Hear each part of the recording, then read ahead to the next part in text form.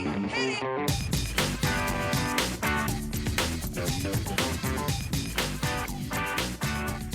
morning, good afternoon, good evening, and welcome to today's Caffeine for the Soul.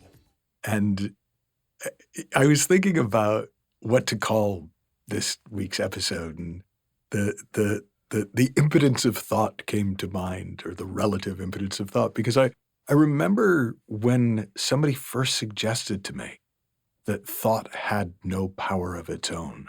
That seemed crazy to me. Because it really seemed to me like most of the suffering I experienced in my life was the result of my scary thinking, or my angry thinking, or the compelling nature of my thinking.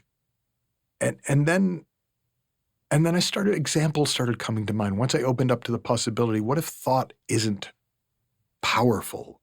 What if that's something to do with the way that we use thought, or the way that we understand thought? And I remembered a time when my daughter Maisie was little, and she came into our bedroom, and she used to sometimes have nightmares, and she was sobbing. And when we got her to calm down enough to tell her what's going on, she was petting the cat, and she was crying and trying to catch breath, because she said, and the cat's dead. I saw the cat's dead. And she's petting the cat.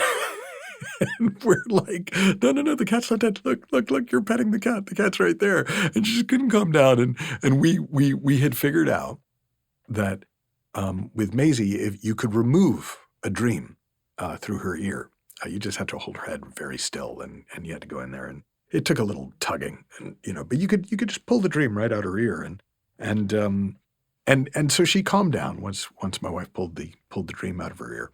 And when I checked in with Maisie the next morning, she said that the dream was successfully removed, but she could still imagine the cat dying, and that was still a very, very sad thought. And that's when I kind of that made sense to me, of this idea of the relative impotence of thought. It's not the thoughts that pass through our heads that really have any power over our lives. It's the ones we turn into stories and think about all day long.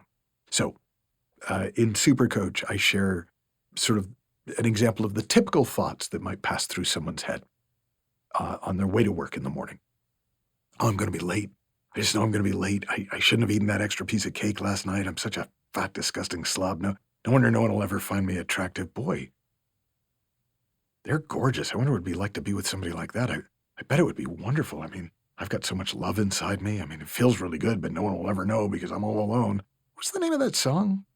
I heard on the... Oh, no, I'm going to be late. In other words, they're pretty random. In and of themselves, they're not a problem. I mean, you might feel a little happier with the nicer thoughts and a little dip in the ickier thoughts. But if you just kind of let the monologue unfold, nothing's going to happen. The thought stream just flows by quietly in the background, and you carry on with your day. But the second you step in and start adding to the story, start feeding the thinking, then it can kind of become a problem. So let's take that same opening. Oh, I'm going to be late. I just know I'm going to be late. I shouldn't have eaten that extra piece of cake last night. I'm a fat, disgusting slob. No wonder no one will ever find me attractive. Why is it always like this? If only I had more willpower. I'm definitely going to go on that diet tomorrow. What's the point? I never stick to anything. I'm such a loser. God, I wish I had some cake. Right? Like we kind of spin it up and spin it up and spin it up and turn it from a passing thought into a compelling story. And in the Four Agreements, Don Miguel Ruiz describes this phenomenon as being hooked by a thought. That once we agree to give our attention to a thought, it becomes more and more real to us over time. And it has more and more power over our life. But the power it has is the power we gave it. It has no power of its own. The second we stop thinking it, it goes poof. It has no power. It's like a flaccid balloon. It doesn't matter that if you blew it up fully, it would look like a monster. In the bag, it's just a bunch of nylon or mylar. So if you want less stressful, more enjoyable life. This understanding of thought kind of shows that the trick isn't to call in the thought police. The trick isn't to try to control your thinking and only think positive and never think negative. It's just that when you see thinking for what it is, which is the energy of thought taking form, you can let any thought pass through your head without giving it a second thought, and it'll have no impact on your life.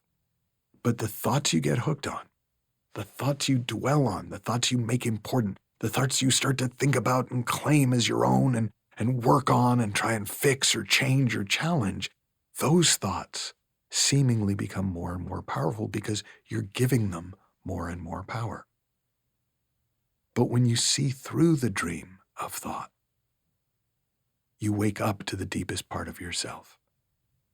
And I call that deepest part of yourself your soul, your pure, unconditioned nature.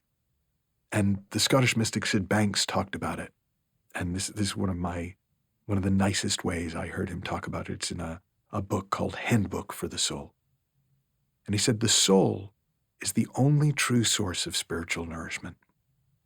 There are many ways to connect with and rekindle your relationship with your soul. But the most effective way is to rid yourself of the obstacles that come between you and your purity of thought. You can begin the process of nourishing the soul by living in the present moment, in the now. And if your mind wanders, don't take these thoughts too seriously. Just let them go. Realize that they're nothing more than fleeting thoughts, and you will soon be on your way to finding the peace of mind you seek, with loving feelings for yourself and others, bringing joy and contentment to your world. And I think that's a really nice thing to know, that it's not the thoughts that pass through your head that impact your life. It's the ones you grab onto and take possession of.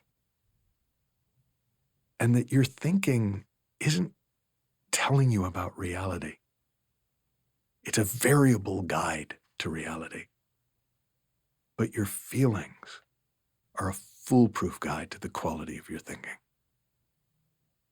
And if you want to understand this more deeply and its implications, I encourage you to check out our free basic course at michaelneill.org/basic course, the basic course in living from the inside out. And you'll start to see how this plays out in every area of everyone's life. Have fun, learn heaps, happy exploring, and I'll talk with you soon.